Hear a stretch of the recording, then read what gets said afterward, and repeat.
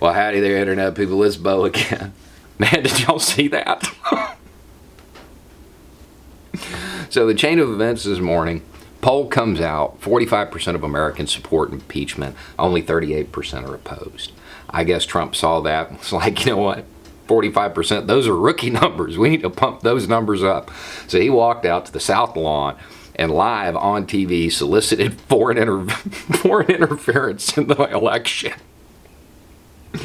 Not just should Ukraine investigate Biden, but China should too. I am not a constitutional lawyer, but I'm fairly certain that's impeachable. I don't think there's any difference between sending the message live on TV and doing it via phone call. But at the same time, I feel for Trump. I do, because he is a victim of the fake news media. And I'm not joking.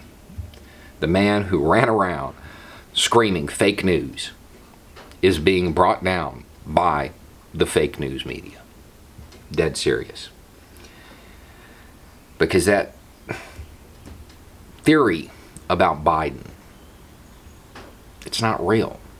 It's a bunch of events pushed together to make it seem like it's a storyline, and it's not. This would be a lot like if I said, I know who killed Kennedy. I do. Just remember that Jackie knew that JFK had cheated on her with Marilyn. Okay, just assume that. Remember that. Do you know where she was the day he was killed? She was in Dallas. And do you know that she had armed men around her the whole time she was there? Now, for those that don't know, Jackie was sitting next to Kennedy when he was shot, and the armed men are her Secret Service agents. But if you leave that part out, man, it sounds suspicious. And that's kind of what happened here. There was this manufactured narrative that there is literally no evidence to support. It's not there. Even the Ukrainians have said that Biden's son did nothing wrong. And so without any evidence, these right-wing conspiracy sites, that's what they are. They're political sites, though. They're not conspiracy sites in the sense that they believe this stuff. They're just pumping out misinformation to get clicks. They're coming up with something that's sensational, that shouldn't be believed by any rational person. And it gets clicks, it gets people mad, keeps the base fired up. That's what it's there for. And then somehow, this fabricated story, this fake news, winds up in, I guess, Giuliani's hands, who then shows the president,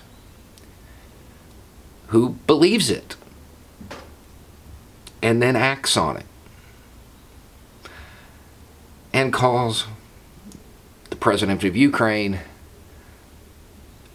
to invest. I mean, he didn't even know who the owner of it was just all bad.